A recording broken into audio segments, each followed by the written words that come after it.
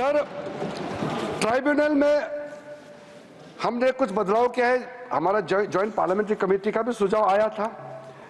अब जो ट्राइब्यूनल बनेगा उसका फिक्स टेन्योर होगा और उसको एफिशिएंसी बढ़ाने के लिए कई हमने स्टेप्स उठाया है।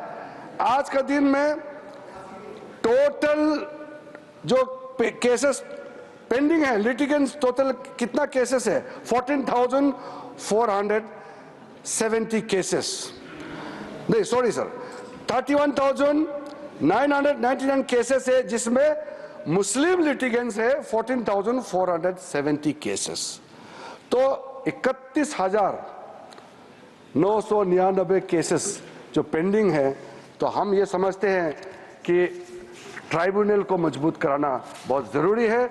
हमने 2 मेंबर प्रपोज किया था, जेपीसी में कहा गया कि 3 मेंबर होना चाहिए, उसको हमने एग्री करके 3 मेंबर बनाया और 1 member having knowledge of Islamic law and jurisprudence for better functioning of the tribunal.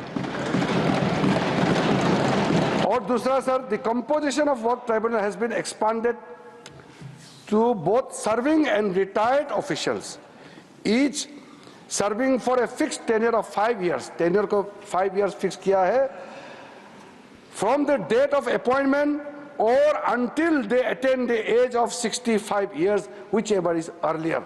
Section 84 clause 4 में हमने ये बहुत क्लियर से प्रावधान रखा है। एक इम्पोर्टेंट हमने प्रावधान रखा है, राइट टू अपील। इसमें कई लोगों ने डिस्प्यूट भी किया है, मैं क्लियर करना चाहता हूं। पहले क्या कर दिया था आप लोगों ने मतलब प्रीवियस यूपीए सरकार ने, राइट टू अपील, अगर ट्राइब्यूनल से आपको निजात नहीं मिल रहा है, ट्राइब्यूनल में आपका सुनवाई नहीं हो पाया, तो आप कोर्ट नहीं जा सकते हैं। ओनली रिव्यू पिटीशन में आप जा सकते हैं, जो बहुत ही सीमित दरवाजा खुला होता है। रिव्यू पिटीशन आप तो सर, आपसे ज़्यादा कौन समझ सकता है उसमें आम आदमी कहाँ रिव्यू पिटीशन जा करके ये सब चक्कर खात के घूमते रहेंगे। इसलिए हम ये मानते हैं कि right to appeal must be the substantive right, इसलिए हमने ये दरवाजा खोल दिया है।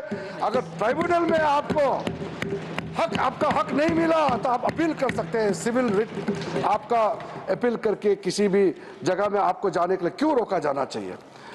इसलिए हम ये मानते हैं कि जब हम ये अपील प्रोविजन रखा है तो ट्राइब्यूनल भी जल्दी काम करेगा, कोर्ट भी जल्दी काम करेगा, लोगों को भी जल्दी न्याय मिलेगा, कहीं किसी का हमने दरवाजा बंद नहीं किया है। एनुअल कंट्रीब्यूशन जो आप देते हैं मुतावलिस, आप चिंता मत कीजिए, ये बहुत सोच समझ करके फैसला किया है, इससे कोई समस्या खड़ा नहीं होगा। वक्फ इंस्टीट्यूशन का जो कंट्रीब्यूशन है बोर्ड को देना होता है, पहले 7% होता था, हमने उसको घटा करके 5% कर दिया, ताकि ज़्यादा पैसा आप गरीबों के लिए इस्तेमाल कर सके, बच्चों के लिए इस्तेमाल कर सके। आप कहेगा बोर्ड को इतना पैसा देंगे, इसलिए हमने घटा करके वेलफेयर पर्पस में ज़्यादा खर्चा करें, इसलिए इसको हमने सीलिंग कर दिया है। Very noble sir. Limitation act, आप तो जानते हैं लिमिटेशन एक्ट अगर लागू नहीं होगा तो फिर कहाँ तक जाएगा, कोई सीमा तय कैसे होगा। इसलिए हमने जब ये कानून पारित होगा, सरकार का अगर लैंड है तो उसका लॉ ऑफ लिमिटेशन के हिसाब से 30 इयर्स का प्रावधान रखा है, अगर प्राइवेट लैंड है तो 12 साल का हमने प्रावधान रखा है। मैं मानता हूं कि ये बहुत ही रीजनेबल हमने लॉ ऑफ लिमिटेशन को यहाँ अप्लाई किया है, और जिस दिन से ये एक्ट पारित होगा, एनफोर्स होगा, उसी दिन से ये हिसाब उसका गिनती शुरू किया जाएगा। सर, जो सेक्शन 40 का मिसयूज होने का कारण से जो एक ऐसा माहौल पैदा हो गया था, मेरे घर में कम से कम कितना डेलीगेशन पिटीशन आ चुके हैं। सेक्शन 40 में वक्फ बोर्ड ने ऐसा ही क्लेम कर दिया।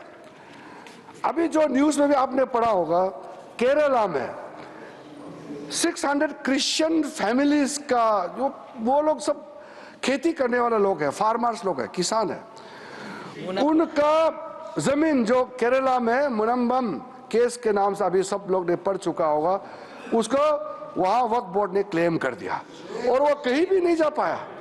वो ठोकरे खाते रहे, घूमते रहे, जिसको लेकर के पूरा वहां के जो कैथोलिक बिशप्स काउंसिल है और दिल्ली में भी और अलग अलग कई हमारा क्रिश्चियन संगठनों ने हमको मेमोरेंडम दिया है, प्रेस रिलीज भी दिया है और अपील भी किया है। सारा मेंबर्स ऑफ पार्लियामेंट को अपील किया है। मैं नाम लेकर के सिर्फ केरला एमपीज को मैं दबाव नहीं डालना चाहता हूं मानसिक रूप से, बहुत ज्यादा प्रेशर होगा केरला का एमपीज को।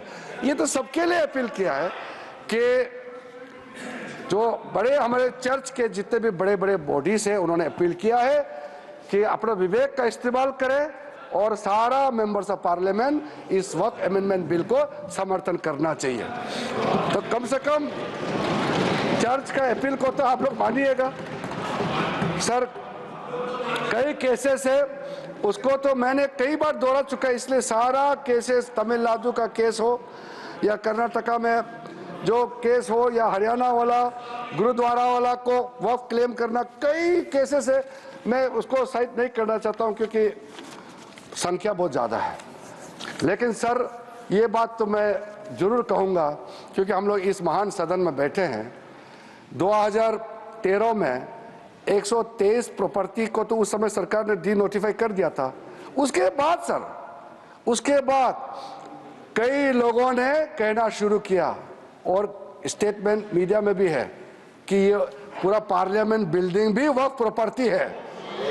अब सोचिए सर, अगर वो सरकार कंटिन्यू रहता, नरेंद्र मोदी जी का सरकार नहीं आते तो कितना खतरा मंडरा था हमारे सर के ऊपर में, आप सोचिए। तो हम तो देश के लिए सोच समझ करके आज ये बिल लेके आए हैं, तो ये हमारे लिए कोई इसमें एक लाल पैसा बेनिफिट मिलने वाला नहीं है।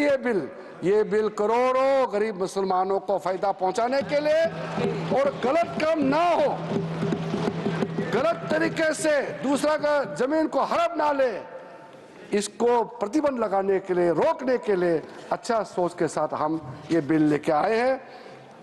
अन्य सभापति जी, मैं कहने के लिए बहुत कुछ है क्योंकि ये ओपनिंग है। हमारे यहाँ जितना विद्वान माननीय सदस्य हैं उनके बातों को मैं सुनने के लिए बहुत इच्छुक हूँ, तो सुनने के लिए मैं तैयार हूँ। हमारे वरिष्ठ माननीय मंत्रीगण भी यहाँ बैठे हैं, हम लोग सब सुनेंगे। तो जेपीसी में जो सदस्य हैं और जो सदस्य नहीं हैं, सबका सुझाव हम सुनते हुए आखिरी में जैसे हमने टाइम यहाँ दिया है चर्चा के लिए, मैं उसका बारीकी से जवाब देने का कोशिश करूँगा।